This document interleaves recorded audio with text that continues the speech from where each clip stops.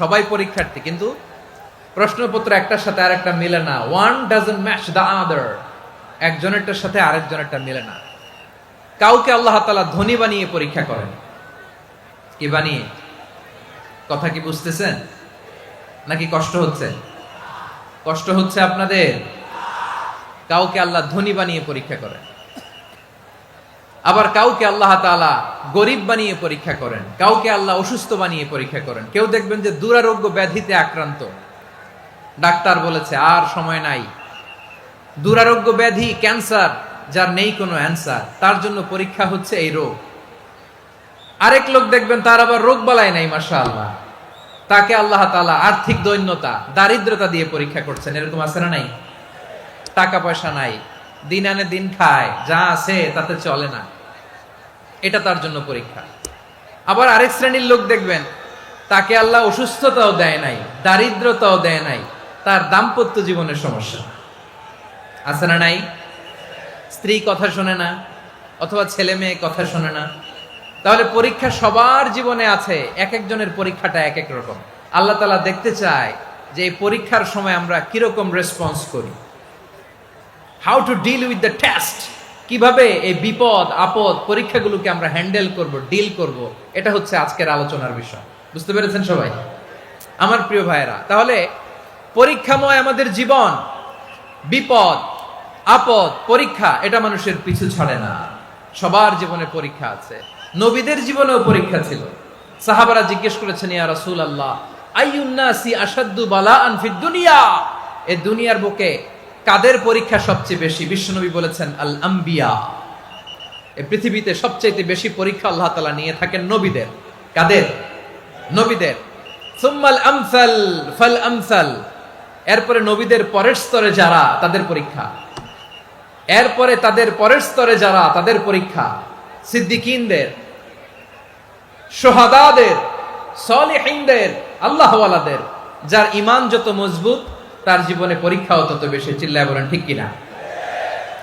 তাহলে মুমিনরা, বিশ্বাসীরা, আমরা কি পরীক্ষা বিপদ আপদে ভয় পাই? হ্যাঁ, বিপদ দেখলে ভয় লাগে আপনাদের? ভয় লাগে? হ্যাঁ, না, মুমিনরা বিপদে ভয় পায় না, তারা হতাশ হয় না, সুবহানাল্লাহ, তারা নিরাশ হয় না। বিশ্বাসীরা হাল ছেড়ে দেয় না, তারা ভরসা রাখে একজনের উপর। চিল্লায় বলতে হবে তিনি কে? কারণ মুমিন জানে the grief isn't permanent, the test isn't permanent, the struggle in our life isn't permanent. আমাদের জীবনের দুঃখ, কষ্ট, স্ট্রাগল, এগুলো পার্মানেন্ট নয়। after every difficulties there is an ease. সব কষ্টের পরেই একটা সুখ আছে না নাই? রব্বুল আলামিন বলেন, ফা ইন্না মাআল উসরি ইউসরা, ইন্না মাআল উসরি ইউসরা, ভয় পেও না, চিন্তা করো না, কষ্টের সাথেই আমি রেখে দিয়েছি স্বস্তি। সুবহানাল্লাহ বলেন। মুমিন জীবনে বিপদ যত বেশি, কষ্ট যত বেশি, তার সামনে সফলতা তার চেয়েও বেশি। ঠিক কিনা বলেন? কারণ বিশ্বাসীরা জানে রাত্রি যত গভীর হয়, সুবহে সাদিকের সময় তত আগাতে থাকে। গর্ভবতী নারীর পেটের ব্যথা যত বাড়তে থাকে, ঘরে নতুন মেহমান আগমনের সময় ঘনাতে থাকে। মুমিনদের উপর বিপদ, অত্যাচার, আপদ, পরীক্ষা যত বাড়তে থাকে, কালেমার পতাকা উড্ডয়নের সময় কাছে আসতে থাকে। বিশ্বাসীদের এগুলো হিসাব মিলানো অনেক আগে, এগুলো অনেক আগে হিসাব মিলানো। দুঃখের আধার শেষে সুখের আলো মিটিমিটি হাসে। চিল্লায় বলেন ঠিক কিনা? পরীক্ষা যত বেশি, কষ্ট যত বেশি, সুখের সময় তত কাছাকাছি। চিল্লায় বলতে হবে ঠিক কিনা? এজন্য মুমিন জীবনে পরীক্ষা বেশি। মুমিনদের হতাশা নাই, মুমিনরা নিরাশ হয় না, হতাশ হয় কাফিররা। মুমিনরা কখনো হাল ছেড়ে দেয় না, মুমিনরা ভরসা রাখে একজনের উপর, তিনি কে? তাহলে আমার প্রিয় পটুয়াখালীবাসী, বিপদ থাকবে, পরীক্ষা থাকবে, এই বিপদ থেকে আমাদেরকে উদ্ধার করবেন একজন, তিনি কে? আমরা শুধু আল্লাহর উপরই ভরসা রাখবো। রাজি আছেন তো? চাইবো একজন সত্তার কাছে। আওয়াজ করে বলুন, তিনি কে? একজন সত্তার কাছে চাইবে। বিশ্বনবী ওনার চাচাতো ভাই আব্দুল্লাহ ইবনে আব্বাস রাদিয়াল্লাহু তাআলা আনহুকে বললেন, ইয়া আব্দুল্লাহ ইবনুল আব্বাস, হে আব্দুল্লাহ ইবনে আব্বাস, ইদা সাআলতা ফাসআলিল্লাহ, যখন চাইবে আল্লাহর কাছে চাও। ও আব্দুল্লাহ, যখন চাইবা আল্লাহর কাছে চাও। ওয়া ইযা ইসতাআনতা ফাসতাইন বিল্লাহ, যখন সাহায্য চাইবা আল্লাহর কাছে ফরিয়াদ করো। জেনে রেখো আব্দুল্লাহ, ওয়া'লাম আন্নাল উম্মাতা লাউ ইজতামাআত আলা আন ইয়ানফাউকা বিশাইইন লাম ইয়ানফাউকা ইল্লা বিশাইইন ক্বাদ কাতাবাহু আল্লাহু লাক। ও আব্দুল্লাহ, জেনে রেখো, মনে রেখো, গোটা বিশ্বের সবাই মিলে যদি তোমার উপকার করতে চায় ততটুকুই তারা করতে পারবে যতটুকু আল্লাহ তোমার নসিবে সেটা লিখে রেখেছে। ঠিক কিনা বলেন? আর যদি গোটা বিশ্বের সবাই মিলে তোমার বিরুদ্ধে কনস্পাইরেসি করে, ষড়যন্ত্র করে, গোটা বিশ্বের সবাই মিলেও যদি তোমার ক্ষতি করতে চায় ততটুকুই শুধু পারবে যেটা আল্লাহ তোমার জন্য বরাদ্দ রেখেছে। যতটুকু আল্লাহ তাআলা তোমার জন্য বরাদ্দ রেখেছে অতটুকুই ক্ষতি করতে পারবে, আর এক চুল বেশিও করতে পারবে না, কমও করতে পারবে না। চিল্লায় বলেন ঠিক কিনা? এজন্য আমরা চাইবো কার কাছে? সবাই বলেন নাই, আওয়াজ করে বলেন কার কাছে? সব সময় আমরা আল্লাহর কাছে চাইবো, বিপদে আপদে, সুখে দুঃখে, সচ্ছল অবস্থায় অসচ্ছল অবস্থায়, পরাজয়ের সময় বিজয়ের সময়, সব সময় আমরা ভরসা রাখবো কার উপর? সবাই বলুন।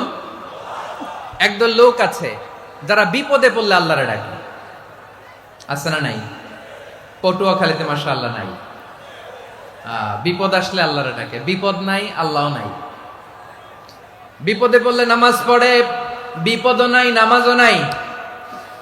বিপদে পড়লে জিকির করে, বিপদ যখন চলে যায় ওদের জিকিরও বন্ধ হয়ে যায়। এরকম আছে না নাই?